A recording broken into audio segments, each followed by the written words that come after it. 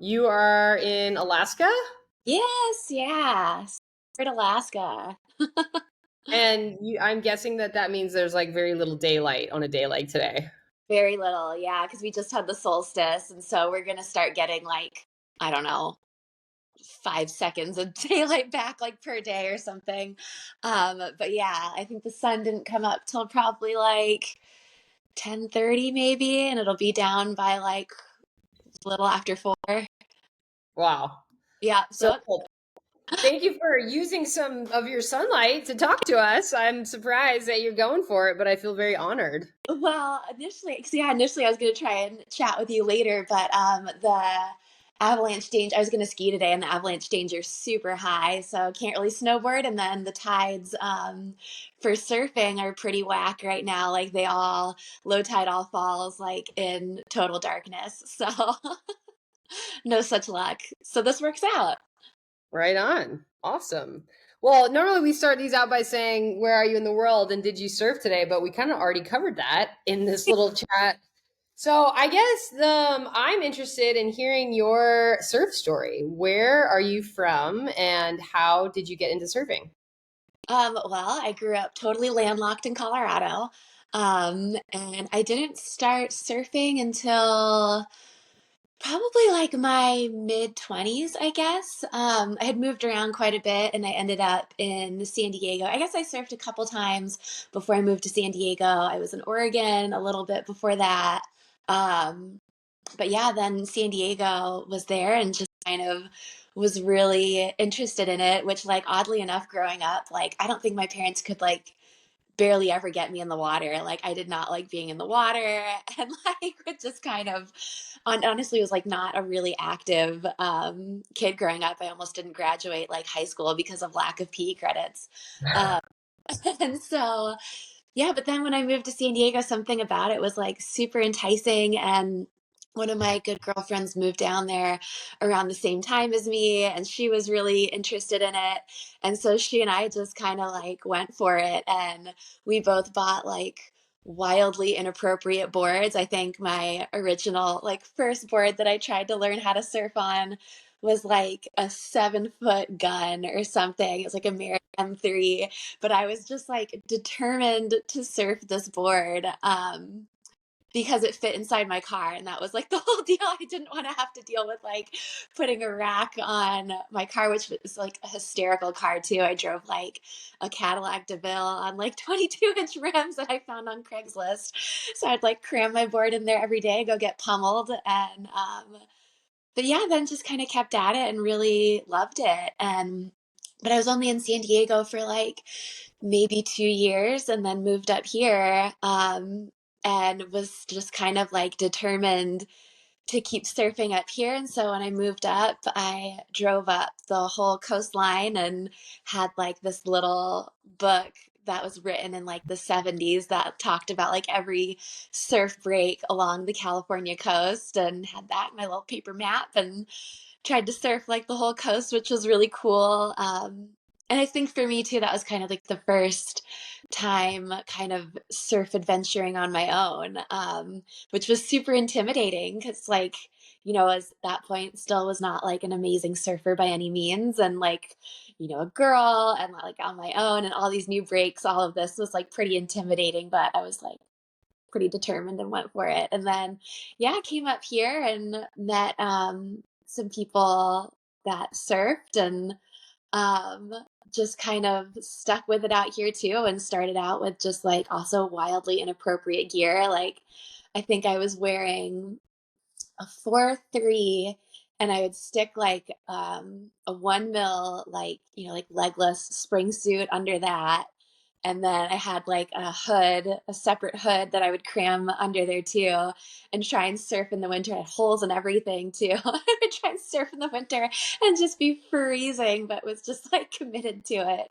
Um, and then, yeah, just kind of kept with it up here. And now I actually work on a boat that we take people surfing all over Alaska, and get to surf a pretty good amount for living somewhere that like it's can be kind of a challenge. Wow. So hang on, like what brought you to Alaska? What made you decide to move up there?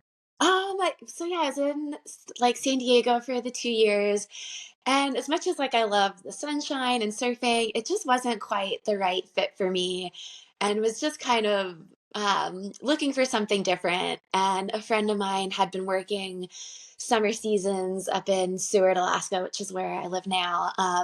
And I ended up just kind of chatting with her on a whim, and she was like, "Well, just, come up for the summer and check it out." It's like, "Okay, why not?" So, yeah, just drove up here and I worked just like in the restaurants and stuff here and just kind of fell in love with it. There's just like endless amounts of like outdoor recreation. It's insanely beautiful, and like the community is, you couldn't ask for a better community. People are pretty great here. So, and yeah, just so it was really like on a whim, and I went for one summer season and worked, and then I drove back down to San Diego um, and did a winter there, and then drove back up here and just never left. And it's been like 9 years now. So Wow. I think it's interesting that you would say that Alaska has so much outdoor recreation. I feel like most people would say that about San Diego. Like, oh, there's, the weather's amazing. You can do everything. You can mountain bike and hike and whatever, surf. Anything you want to do is in San Diego. So, what was it particularly or specifically about Alaska that had things that San Diego didn't? I mean, I guess to me, when I think about San Diego, I felt like really, in my mind, the only outdoor recreation was like surfing. I mean, you can like run and you can bike, but like the mountains are so far away, and like they're kind of not really like these mountains, like here it's like in your backyard you have these like insane rugged peaks, and some that no one's even candy like has never even summited, and they're just like right there like looming in your backyard. And yeah, I think it's just like the hiking, the kayaking, mountain biking, surfing, which so many people would never, think of surfing here, but it definitely is. And then snowboarding too. Like I think I missed like the mountains, just kind of that easier access to mountains. So yeah, Yeah, I guess that makes sense. Growing up, you said in Colorado you grew up. So yeah. growing up in Colorado, and then you kind of get the mountains and the ocean together. So that makes sense to me. What is something that surprised you about living in Alaska? I think a lot of us have ideas about what it might be like, but what what's different than probably what most people expect? I think, gosh, let me think about that. I think something that I've really learned that I didn't really know, and something I didn't realize that has, I guess, surprised me to some extent. I think people value human life a little differently here because it is, even though it's an enormous state, like Alaska's, almost the size of the entire continental United States, with all the islands and everything. Um, you really get to kind of, it's very small. Like everybody kind of has like such a small degree of separation.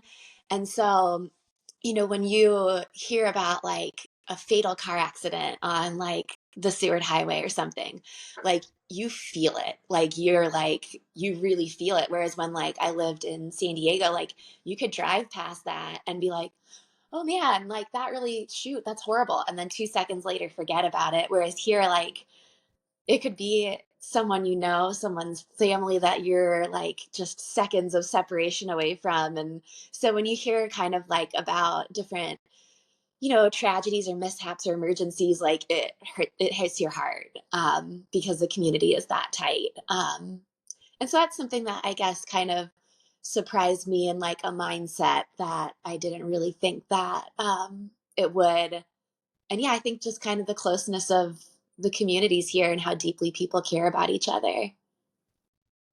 And was that interesting as an outsider to come into? Were people welcoming?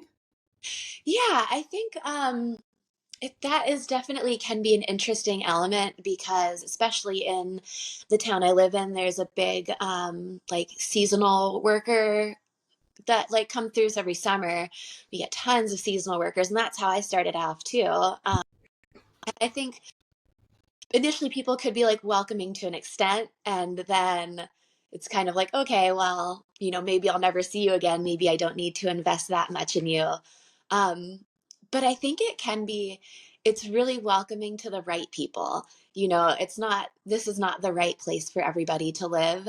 And I think, you know when you kind of almost prove yourself to be a person that has like longevity in this place, and you're not just like coming to, make a bunch of money in the summer and then leave, not reinvest it in, the town or anything like that. Then it can be like maybe welcoming on the surface, but not like deep heart welcoming. So I think it's welcoming for like the right people and like the people that want to stick around a little bit more too. Yeah, that makes sense to me. I can relate to that in living in Central America. It's a similar type of thing where there's a tourist industry, so there's the service workers that come down, surf instructors or whatever, yoga teachers, and as someone who has been here for a number of years, it's easy to just be like, oh, whatever, I don't need to invest in you and get to know you because you're just here for a season and then you're gone. And Yeah. then you to respect the people who are like putting down roots and really getting to know the community and speaking Spanish and all of that. How about the indigenous population there in Alaska? Yeah. So we've got, you know, so many different like native villages and stuff like that. Seward doesn't have a huge native population. So it's more kind of when we go out on like on the boat that I work on, and we go to like really remote areas and spend more time kind of, in the villages and stuff like that. And then Anchorage has like a bigger native community as well. But Seward, it's not super huge. Like we definitely still have Alaska natives here, but I wouldn't say it's like a really big kind of influence on the community. Okay. So I am really interested in hearing about what it is like to surf there. Um, Man, I love it. It's sometimes when we have, people that like come out on the boat that are from like Hawaii or places that like where it's a much bigger surf scene and you have a lot of people out in the lineup. I think one of the things that I love about surfing up here is it lets you kind of be like a kid almost. Like you get to just like hoot and holler and yell for like your friends when like they're on a sick wave, and you don't have to have kind of, at least this is my experience sometimes when I surf in like California or other places. I feel like you have to be a little more like stoic to some extent. Like there's a lot of that like, assessing the other surfers and like, oh God, if I paddle for a wave, I better not miss it because I'm never going to get another one. It's just like a bit more of like an intensity in other places, whereas here there's just a lot more freedom because, if you're, surfing at some of the breaks that you can get to on the road system, you know, it's typically people that and there won't be a ton of people out, like maybe 14 is like the most. um, but when we're out on the boat, like it's just like us and the crew that we've out with us. And so everybody's just like so stoked on the other person's wave. And you can, if you like drop in on someone, it's not like this like catastrophic offense and things like that. So I think it's just a very playful, relaxed attitude. Obviously, when you're in like waves of, more consequence and stuff like that, you're not gonna like just drop in on people. But it's a very joyful, and I think kind of surfing at what its like soul elements is. And yeah, I think it brings out people that have kind of a like exploratory, adventurous spirit, that are willing to come up here and explore these waves versus, things that it's a little easier because it's definitely more work to surf up here. You have to like either get on a boat or you have to put on, these like pretty thick wetsuits and stuff like that. And deal with the cold. And so I think it brings people that have a little bit more of like an adventurous spirit, which I don't know, makes it, yeah, there's something that feels very special to me about surfing up here. And what are the waves like in particular? I mean, you don't have to like blow up your secret spot, although I doubt that this is going to be sending a ton of people to swarm your spot like it might in other places in the world. But like, what sort of waves are you surfing? I mean, we especially so like in Seward, there's one break that you can get to on the road system, and that one's like a river mouth, and then it also has like a reverb wave too, and it's it's tricky. Like we don't have obviously don't have like surf line up here, so you have to spend the time like looking at the buoys and like know kind of what you're looking for. And it's like you're looking at like the tides, the buoys, windy, kind of like everything to make an assessment. Um, but yeah, the one in town can be pretty fickle. When it works, it's beautiful. Like it's a really nice, like peeling river mouth. Um, but it's tricky. Like you can go down there and look at like you're looking at all of the elements and you're like, yes, it is going to be sick today. And you go there and it's just like a flat pancake. You're like, cool. So glad it's time to come down here. Um, but then like when we're out on the boats, which, what I feel like I end up surfing the most is stuff that's kind of boat access only. Um, it's you get the gauntlet of everything. We've got, beach breaks, point breaks, river mouths, like reef, kind of everything. And I mean, we can get kind of the range of just kind of small, playful peelers to like some pretty serious, like barreling, double overhead, like, a little bit of puckering waves. And and it's so dependent on, the swells that we're getting and the tides, which um, tides here play a huge role. Like our tide differential is massive. Like How how big is it? just looking at today, high tide was 12 feet and then low tide was -1. Okay. So yeah, You know, that's a pretty big range. and so it just changes so fast. Like if you see that like, if you pull up and you see that like the waves are good, like get out now because they could be gone in like 10 minutes. So, um, and it makes so that like, when you go even to the same spots, they can just behave so differently depending on the tide, which, makes it,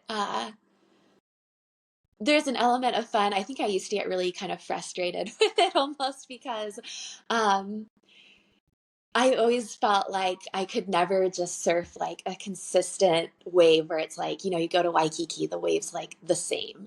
And I feel like that helps you become like a better surfer because you can kind of know what you're in for and you can get the technique and get stuff like that down. And whereas like for us, we would go to like all these different waves all the time and they just like can behave so differently depending on the tide. I just like, oh God, I just want something like cookie cutter all the time. But in a sense, I feel like that's made me like a significantly better surfer too, because you can just deal with different, you know, all the different kinds of waves and never expect like the same thing. Yeah, just to give people a reference point, a 12-foot, or I guess you're saying 13-foot tide difference. I mean, California, I feel like a big tide is like a 6 or a 7-foot tide difference. So you're talking about double the tide change. So if you're listening to this and think about your break and how different it looks between low tide and high tide, and then imagine that the tide is moving double. I remember surfing in Europe, and I feel like they have more like a 10 or 11-foot tide swing. And, you'd be hanging out and playing on the beach on the sandbar that you would be then surfing later on in the afternoon. So the Yeah, other thing that came to mind when you were talking about that was that, like you said, it makes it harder to learn and progress potentially because you're not getting consistent waves, but it is, I would think, making you a better surfer because so much of surfing is really learning how to read the conditions and adjust. It's almost the same thing with like surfers in Florida or a place like that where the waves are, really poor quality and weak and mushy and gutless, and you think, oh, they would get so much better if they could surf waves more consistently. And then you look at how many world champions come out of Florida, because if you can learn how to find the power on a little tiny mushy wave, then you get to good waves and you're just going to be so much better. So it sounds like for you, learning to read the ocean conditions and learning to read the windy and the swell model, the buoy not having surf line is actually giving you a much stronger foundation, even if it's going to take you longer. That once you have that, then you're going to be set no matter where you are in the world.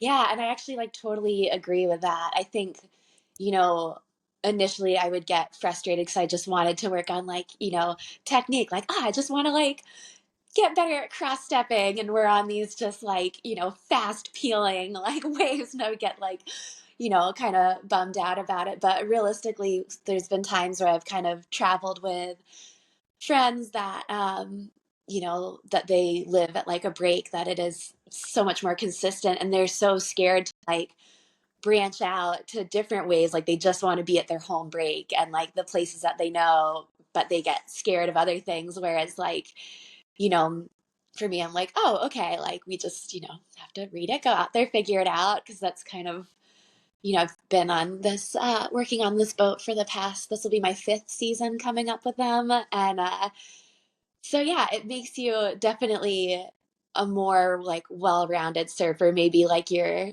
technique won't always be like your longboarding, like cross-stepping nose riding technique won't be the same as somebody that like lives in like Waikiki where they have those perfect peeling waves all the time. But here you're more confident in different kinds of waves. So it's, yeah, I totally agree.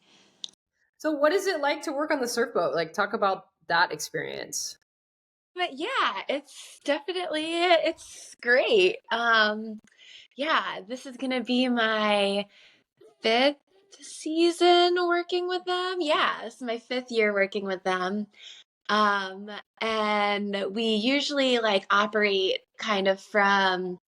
operate from like late February, early March through till kind of like early mid May. And then in years past, we've kind of taken a break during the summer season, oddly enough, because like either all of us have jobs or like other jobs, or that's just kind of how we done it in the past. Last year, they operated through the summer too. And then, at least usually for me, I'll start back up with them kind of like late August and then run through end of October. And then we take like a winter break and get months off then, which is nice. And then, yeah, the boat's great. It's really kind of like cozy and homey. It's a 50-foot, yeah, converted fishing vessel. Um, we now have two boats, actually. We used to just have one, which Mike, the owner and captain, ran that one, which is the Milo. And then last year, we just started up a second one called the Alusha. And Scotty is the captain owner of that one, and I work on both. And the second one we do both surf and backcountry skiing on. So people do like combo trips on that, which is kind of fun because like if the snow maybe isn't like the best quality or like Abbey risk is high, then you can surf, or maybe if the swell's like not super great, then you have the option to ski. So it's kind of cool to have the two options. It's kind of funny though. I feel like I've never been on a surf trip though, because obviously, like any surf trip, you're kind of at the mercy of Mother Nature with swell and stuff like that. But I feel like I've never been on a trip where we haven't been able to surf like pretty much the majority of the trip. So that's kind of nice that we found enough spots over the years that kind of anything will work. But yeah, Well, it's great. Like is we it just usually like try to do. I have questions though. Like, so is it just freezing? I Yeah. mean, I just think about like I think about being like in a super thick wetsuit and then getting out of that wetsuit and then just wanting to like stand in like a super hot shower forever. So like, can you do that? Forever, definitely not. We're pretty like, we're cautious about water because like we don't have a water maker or anything like that on the boat. Like what we bring with us is what we have. Um, so there's definitely like a time constraint, but we have an outdoor shower, and that's the only shower on the boat is an outdoor one.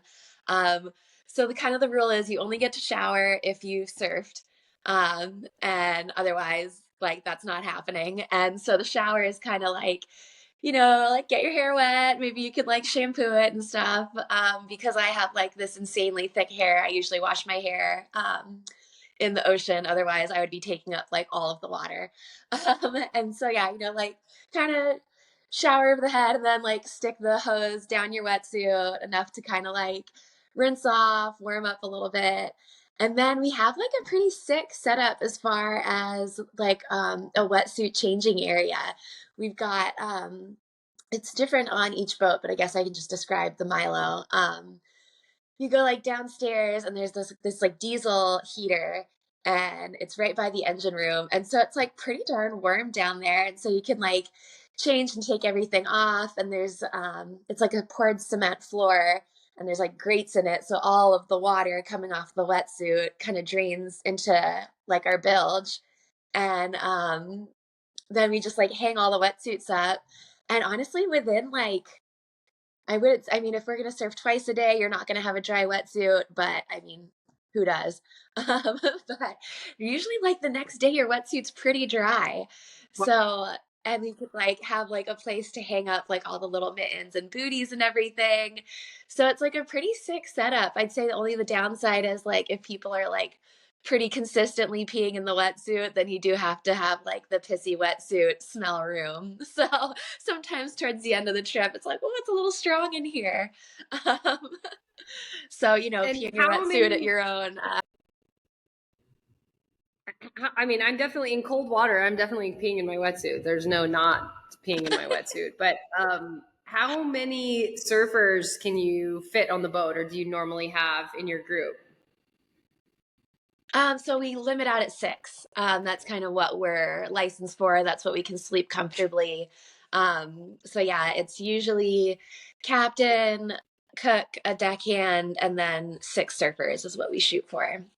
So sometimes it's a group that someone fully puts together, like all six people they all know, or we'll do mixed groups too, which is honestly really fun. I kind of like doing the mixed groups sometimes. It's like, I don't know, I think of the whole trip as kind of like adult summer camp. People are like sleeping in bunk beds and everybody eats together. And so it's kind of like not that we only eat junk food, but there's definitely a pretty solid stocking of like, Snickers bars and things like that, which like you burn an insane amount of calories surfing in cold water. So people are just hungry all the time. Yeah, it's a good week to get all your comfort foods in. And what are the Yeah, waves like? Are there exactly. are there are there waves for all ability levels, or like what was the ideal ability level where you're gonna know that you're not gonna be over your head, but it'll still be fun and challenging? I would say there's definitely waves for all ability levels. Like we've had people on the boat from people that have never surfed before, from like pros. Um, and I'd say if you've never surfed before, like it's maybe not the best option. Um, I mean, people make it work, but we also can't really, like anything, we can't really control the swell on the trips. So sometimes we have like pretty big bomber waves, like, double overhead, like pretty macking fast waves.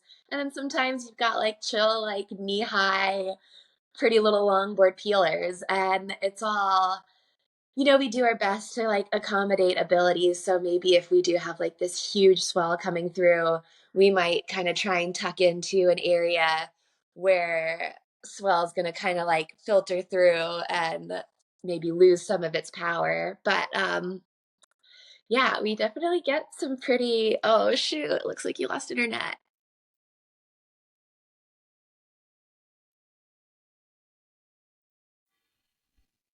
Cool.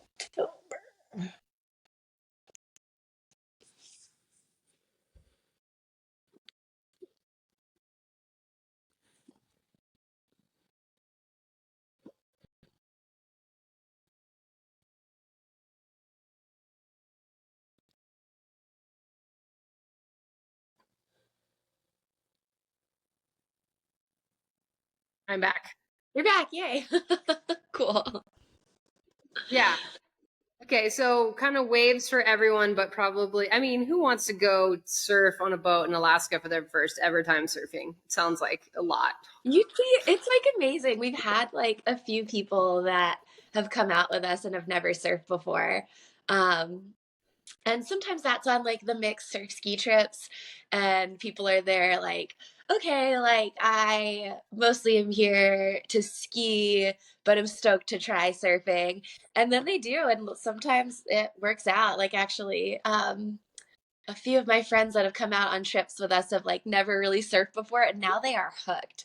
And like have booked like multiple trips with us and like are more stoked on the surfing aspect. So you know, like anything with surfing, it's just like a total bug that bites you, I guess, whether it's Alaska or not.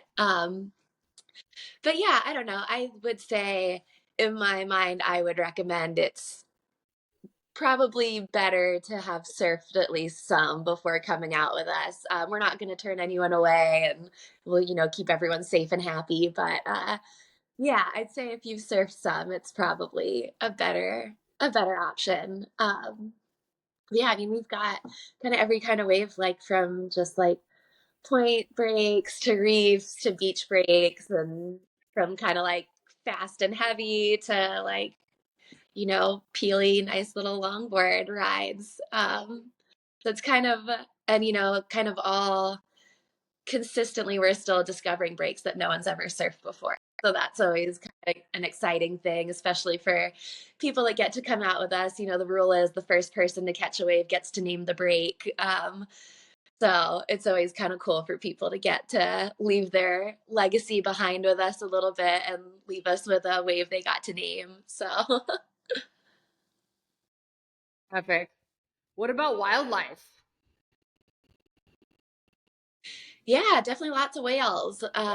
You know, see, and kind of depending where we are, like if you're in the Seward zone a little more, you're more likely to see, and depends on time of year too. Like you could see bears, we've seen wolves, um, lots of whales, so like orcas, humpbacks, gray whales, fin whales, lots of porpoises. Porpoises like to love the boats. Like you'll kind of be cruising along on the boat, and just like a herd of porpoises will just like encase you, and they like to play on the wake of the boat. So they'll just be like, you know, diving all over the place. And that's always really cool. What else? Lots of sea lions and harbor seals. Yeah, you'll definitely see lots of wildlife out with us. That's a pretty consistent thing. Oh, and I guess if you go to like the Shumagon area, we see bison herds too. So lots of wild bison, feral cows, which is pretty random, but yeah, you'll see like wild herds of cows, sometimes horses too. So it's yeah, you kind of see the whole gauntlet of critters out here. And if staying on a boat and surfing in Alaska is not remote enough, did I see on Instagram that you went to Antarctica surfing? Yeah, I just got back about a week ago. We were out there for, we were on the boat for a month, but down, oh shoot, lost you again.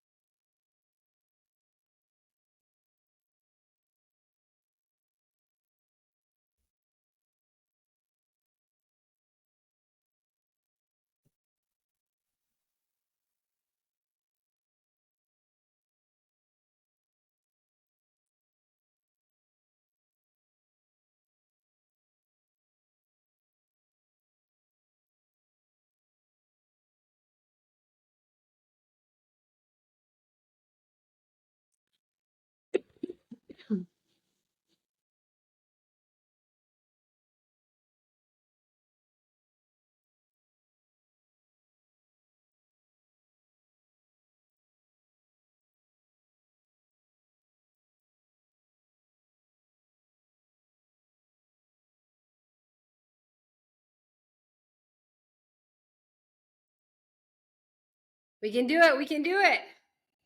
Yeah. Um, so just so you know, if I freeze, it'll keep recording for you. So you can Oh, just okay. like you can just keep going with your story. So I didn't hear Okay. where you left off, but and like if it happens again, which hopefully it won't, I didn't say but much. just okay, go ahead. Yeah. I didn't say much. So, yeah, I just got back about a week ago from Antarctica. We were on the boat for about a month, and it was wild. Yeah, it was like Wow. full expedition style, like just hoping that we were gonna find any waves at all. Like we didn't really know what was out there because at this point, I think successfully only 10 people ever have surfed in Antarctica was kind of what we came up with. And myself and the other gal that was on the boat were the first women to ever surf the continent at this point. So that was super exciting. We were pretty stoked about that. And it was insane. The trip was nuts. All sorts of crazy shit happened. Like we went aground twice. That was nuts. I've like, had a lot of first experience. Despite how much I spend time on boats, I'm on boats like 7 months out of the year and had a lot of firsts on this trip. Like we went aground, our sailboat fully went over, which was insane too, like mast in the water, like thought we were donezo for a minute there. And then we lost power. We were adrift at sea on the Drake Passage, which like I don't know if you know much about the Drake Passage, but it's like one of the most notorious waterways in the world for like dangerous sailing. And we lost our engine. So we were just like drifting aimlessly for 10 days. And Wow. so it was pretty hectic, but we successfully got to surf 6 times. So that was really exciting. We were surfing with penguins. We had penguins like jumping in the water with us. There were leopard seals, which is also very scary because they're like, hunters of the water. But yeah, we found they're all like pretty small waves, which is fine. But so some of them were really beautiful and had really nice shape and had like some good um and I mean, just beautiful landscape, like surfing in front of glaciers or like elephant seal colonies or penguins everywhere. So it was, I would say, an experience of a lifetime. Like very glad I went, but I don't think I ever need to do it again. You really have to like work for it. Like we kind of work for it out here, but Antarctica is on a whole nother level.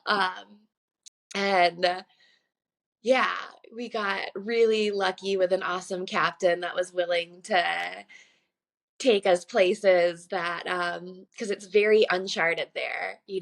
Most places you go, you have the charts and maps that are very well detailed. It's like there's a rock here, there's a reef here. There that is not the case. We're just kind of like very slowly driving, hopefully hoping that we don't beach ourselves on a reef, which we did. So had to handle that. So yeah, it was crazy. Well, We ran out of where drinking did the water at trip one point. That was pretty nice. where did the where did the trip even like come from? Like how did it arise? What was the point of the trip? Who was behind it? How did you get invited, etc.?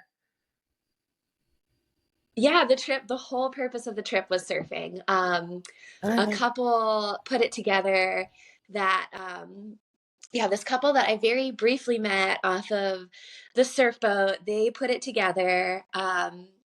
And their intention was to put together a surf trip that, is in Antarctica and with kind of a group of strangers. Um, yeah, and so I had met them pretty like briefly and they kind of put it out there on Instagram like, hey, we're putting this trip together if anyone's interested. And I reached out to them. I was like, okay, like, I'm tentatively interested. This sounds pretty nuts. And they gave me the details like, okay, group of strangers going surfing in Antarctica for a month. And I was like, okay, like, I'm still kind of interested. And he's like, okay, well, actually, we need to start working on the permits. So you need to tell us in 2 days if you want to go or not. And I was like, oh, shit, well, okay, I guess I'm in. And so kind of seemed like a trip of a lifetime and would have been bummed to pass it up. And so, yeah, this couple, Laura and Ben, they had worked for quite some time putting the trip together. I think it was almost 2 years in the making on their end.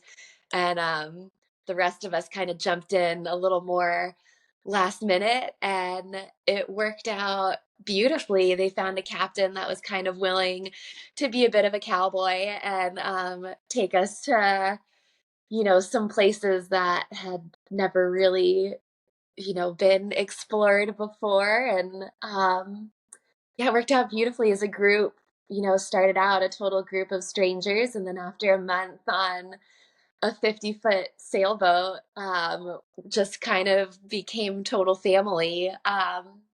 And yeah, pretty magical experience. I mean, you're spending every waking minute and really every sleeping minute with each other. You're like just like this close to each other at any possible minute on the boat. And yeah, we had some really magical experiences. Surfing was the intention, and I think we came away with yeah, just some really beautiful experiences. And I think human connection overwhelmingly was a highlight for all of us. Surfing, obviously, always a highlight, but yeah, the human connection and adventure and expedition aspect was pretty top notch.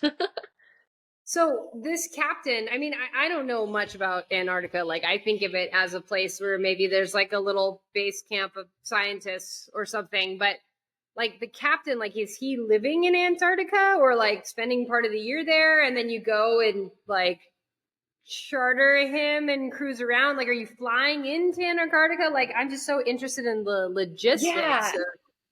So he's kind of based a few different places. The boat, he's Argentinian and but spends a lot of time in Brazil. Um, but he is kind of, I think the way he considers the boat is like he's an expedition facilitator. So he'll take people like to the Falklands, to South Georgia, to kind of all these different in Antarctica, and all these places kind of dependent on what the group wants to do. Um, and so the way we did it is we flew into Ushuaia, so the very southern tip of Argentina, um, which honestly for me is like an adventure enough. Like I'm going from like far north in Alaska to the furthest point, like south. So it took me like, God, over 48 hours of travel to get there. Um, and then from there, we sail from Ushuaia down to Antarctica. So you go like past Cape Horn, which is like a pretty notorious area, and then down to Antarctica, which I think in our minds, we kind of thought it was going to be a little less time than it was, but on if everything's going well, it's going to take like it took us 5 days to get down there. So that's 5 days of not seeing land and just being a very small boat. Like it was a 50-foot sailboat, which that's pretty darn small for the Drake Passage. Most of the boats are like big cruise ships or like much larger vessels. So we were just kind of this little nugget out in the sea. Um, and the Drake Passage is a terrible place. Like the water is so turbulent and chaotic because you have currents coming from kind of every different place. So um, there's a lot of seasickness going on. We had a couple people that were pretty much in bed the full past crossing, like could not get out of bed, which looked pretty miserable. And then, yeah, so once you do the Drake Passage, then you're kind of getting into the area where we spent most of our time, which is called the South Shetland Islands. And to us, that kind of seemed like the area that maybe would have the most exposure to swell, while kind of one of the complicated aspects is, there could be areas that are like super exposed to swell and look really good, but they're too exposed for the boat to be anchored safely.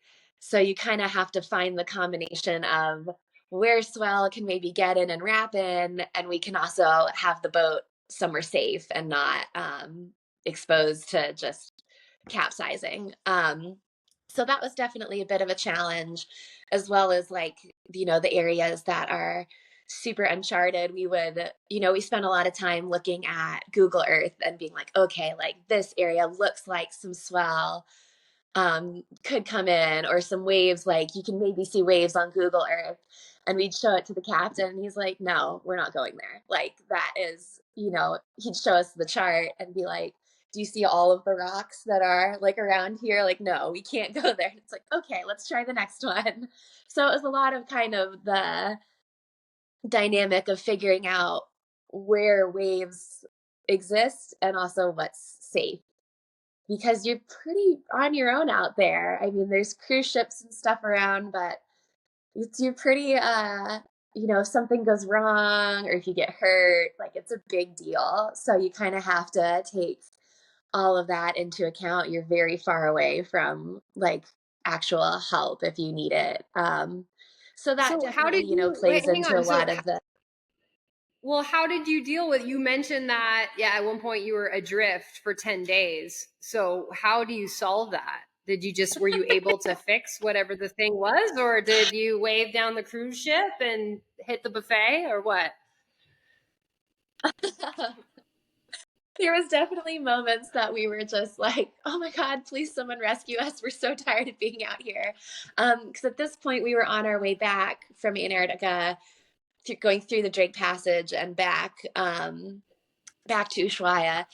And so since we're on a sailboat, we have the sails, so that's great. And then we also have an engine. And so when we were traveling back, we were using our engine because we didn't have the proper wind to bring us home. And so as we're, cruising through, I say cruising through lightly, it's like, 9-foot seas that are like turbulent and not super fun.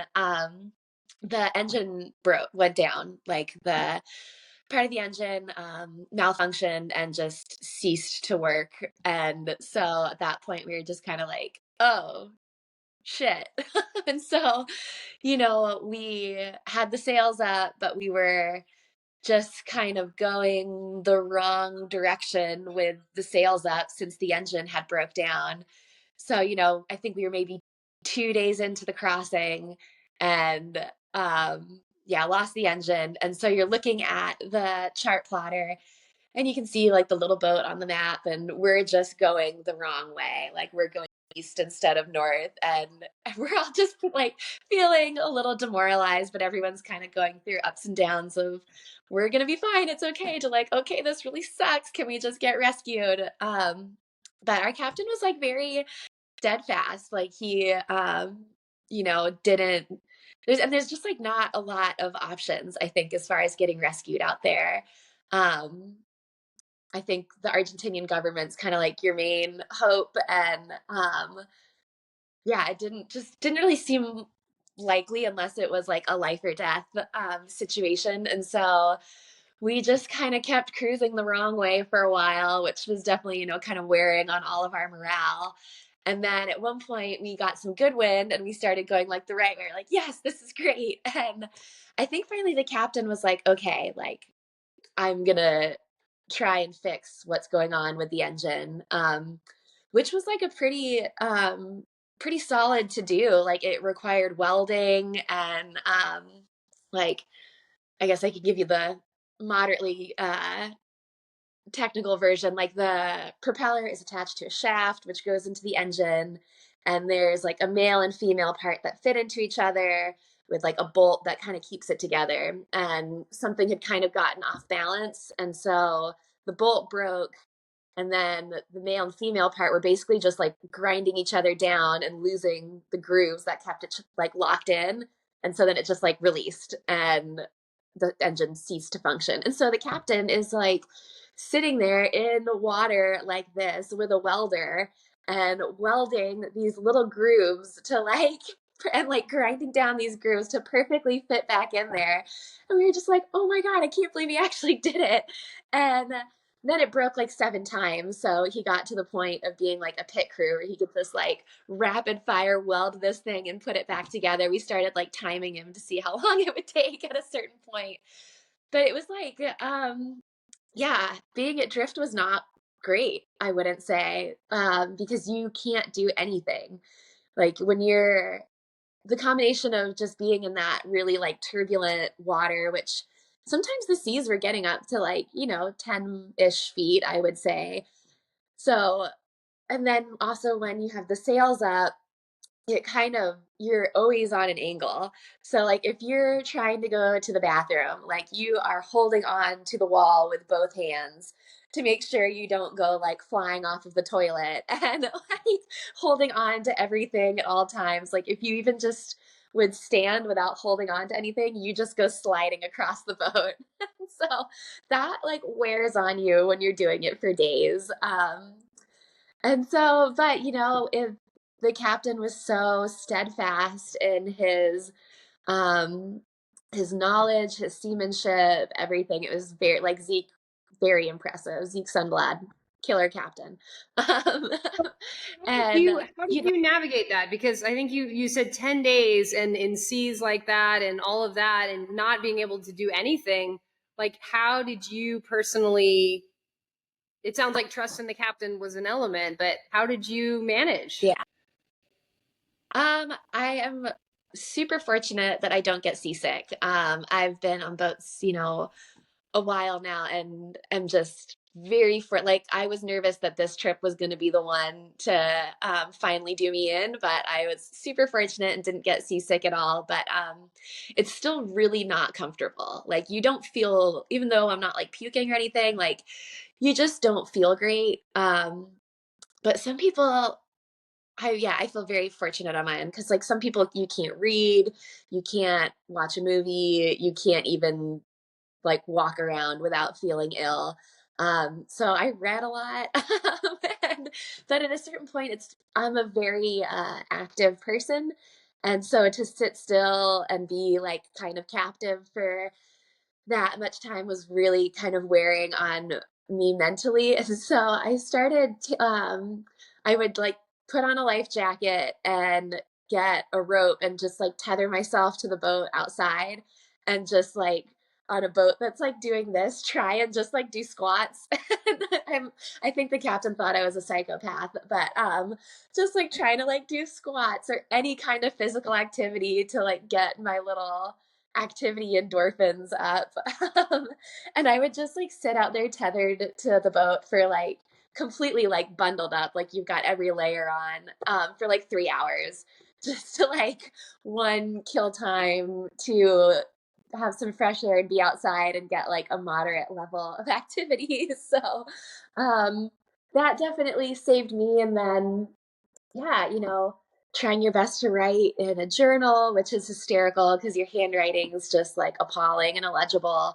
Um, and yeah, I think just even the group dynamic, we were all very good at trying to just like I think stay positive for ourselves and for each other. And I think we all had our moments of like going down and then okay, it's fine. So I think the group dynamic really helped with staying in good mental spirits. So yeah, kind of the combination of thing. The other gal on the boat with me, I would say, is an absolute champ. She was so seasick. She was basically bedbound for the 10 days, like could not get out of bed, couldn't read, couldn't do anything, and she still stayed like pretty darn positive. So she's an absolute hero. Laura's incredible because I don't think I would have been that much of a ray of sunshine if I was in her in her position. Crazy.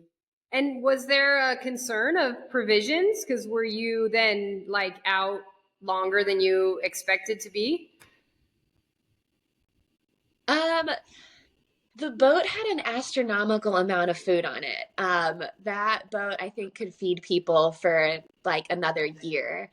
The concern was water. We did have like a day or two, I think it's 2 days without drinking water.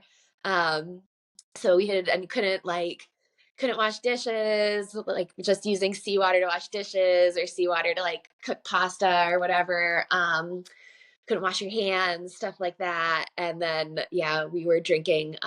Your options were like Coca-Cola, orange juice, or shelf-stable milk.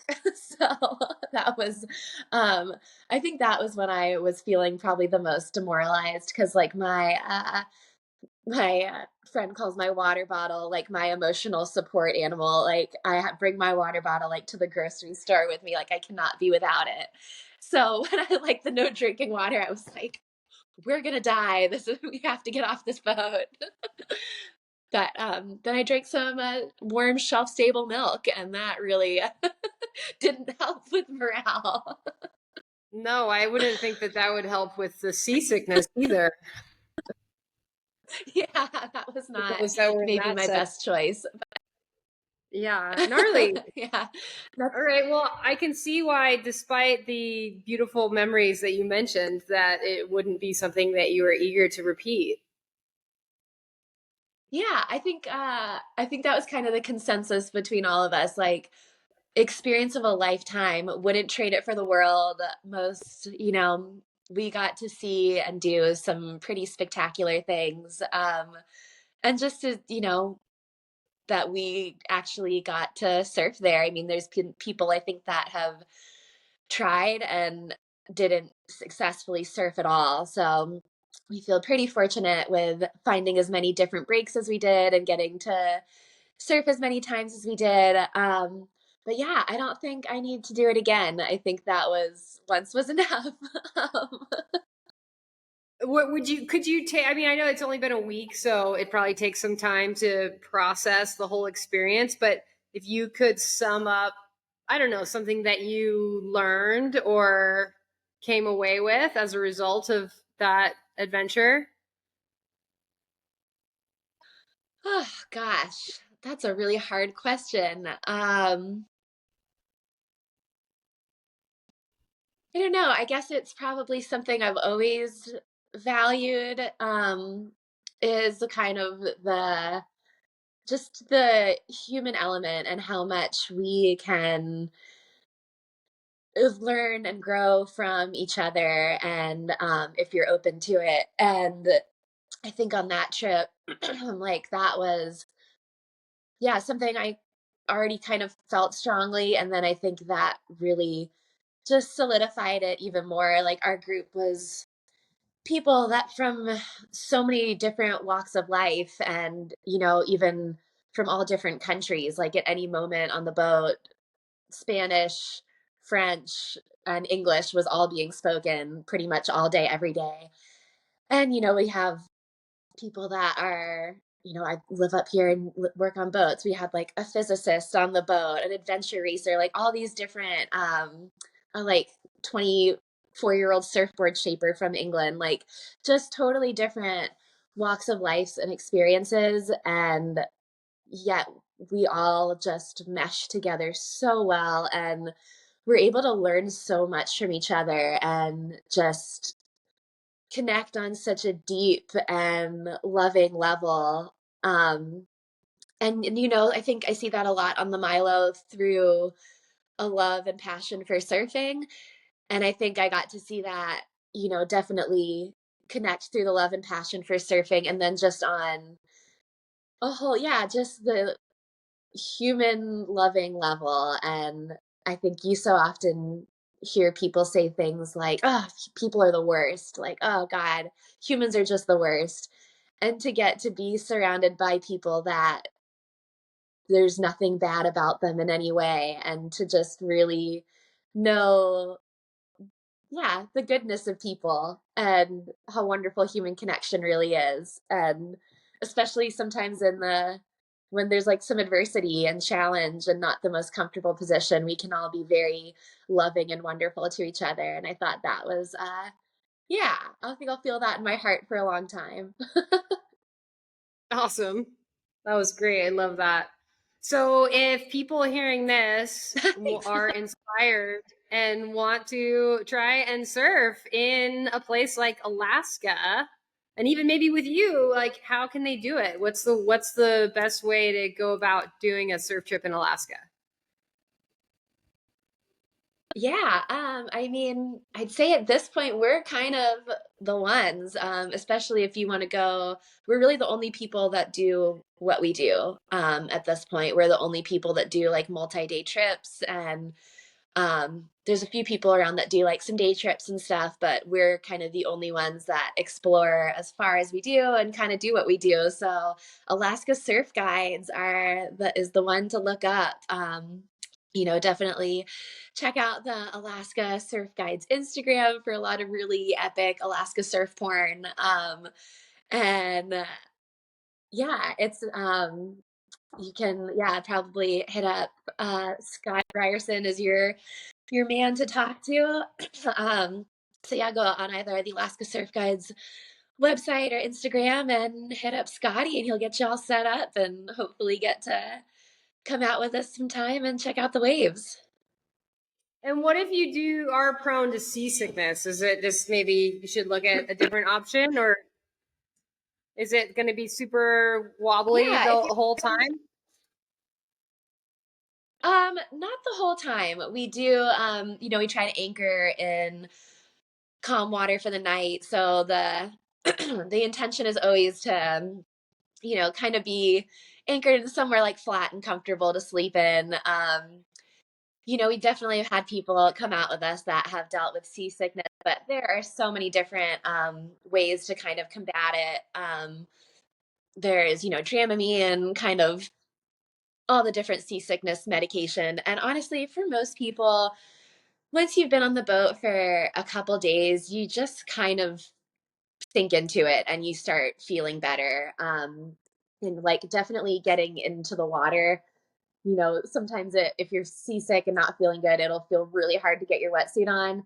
But as soon as you get in the water, it just helps. Like you feel so much better.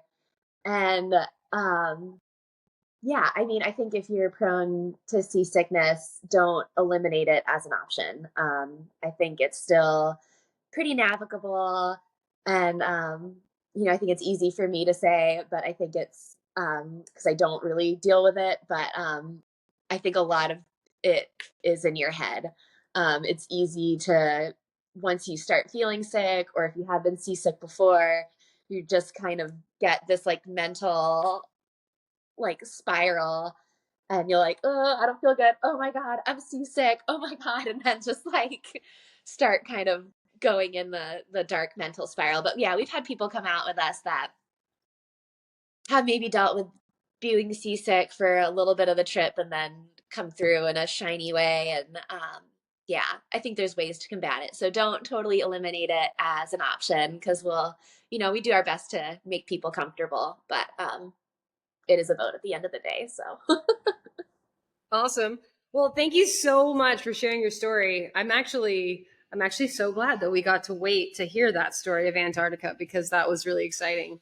And we will link yeah. to all of your stuff. So if people want to check out surfing in Alaska, there'll be an opportunity to check it out. And Yeah.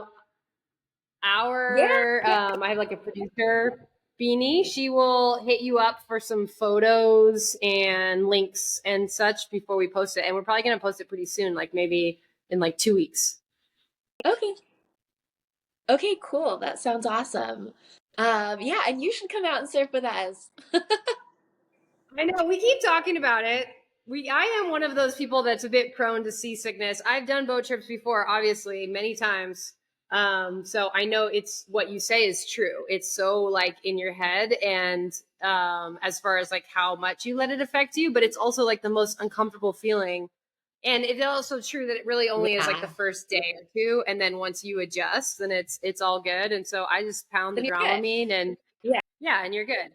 So it's on my list. Right now my kids are little and I'm just kind of focused on Right. grounding Yeah. into That's being a fair. mom. And so if I am gonna take like a big trip, I'm probably not gonna go to Alaska. Because I Fair have enough. thin skin and I like warm water.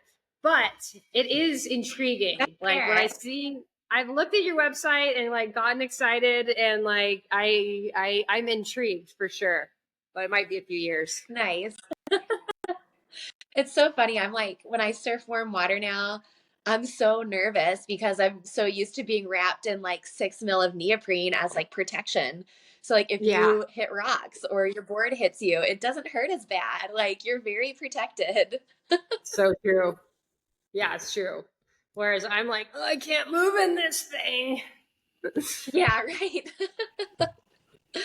Oh, awesome. Well, I'm so glad that this got to we got to make it work. Yes, Super yeah, me too. cool. And thanks for your patience. It's been my Yeah, no system's been the worries. problem the whole time.